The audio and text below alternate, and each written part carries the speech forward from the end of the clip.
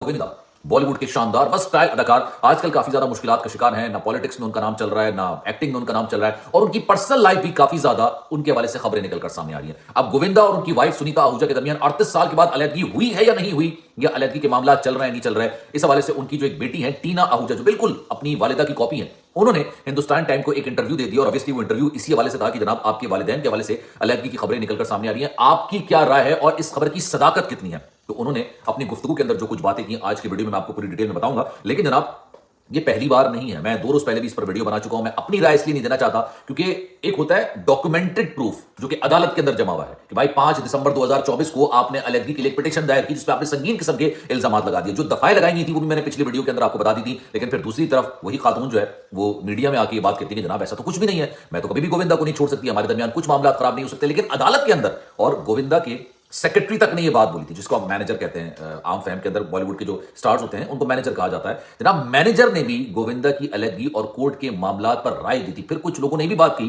कि गोविंदा को याद होगा आपको गोली लगी थी पैर के अंदर। लोग बात कर रहे थे कि जनाब ये अचानक गोली कैसे लगी, तो गोविंदा ने या उनके घर वालों ने बयान दिया था कि रात के 4:30 बजे करीब वो असला साफ कर रहे थे कि गोली चल गई गलती से और वो पैर पे लगी। तो लोगों ने बड़े अजीब किस्म की कमेंट की, जिसमें कमेंट ये भी था कि यार इंसान को इतना फारिग भी नहीं होना चाहिए कि रात के 4:30 बजे करीब वो असला बैठ के साफ कर रहा है। लेकिन लोग ये बात कहते हैं कि ये लड़ाई यही गोली भी इनकी आपसी रंजिश की बुनियाद पर चली थी। अब मैं आपको बता देता हूं पहले कि टीना आहूजा ने क्या कहा। टीना आहूजा ने जो हिंदुस्तान टाइम्स को इंटरव्यू दिया, उन्होंने कहा, भाई उनसे पूछा कि यार आपकी पेरेंट्स के बारे में ये मामला चल रहे हैं, आप क्या बोलेंगे। अब डिटो लफ्ज में आपको बता रहा हूं क्या बोलूं मैं, what do I say, he is not even the country.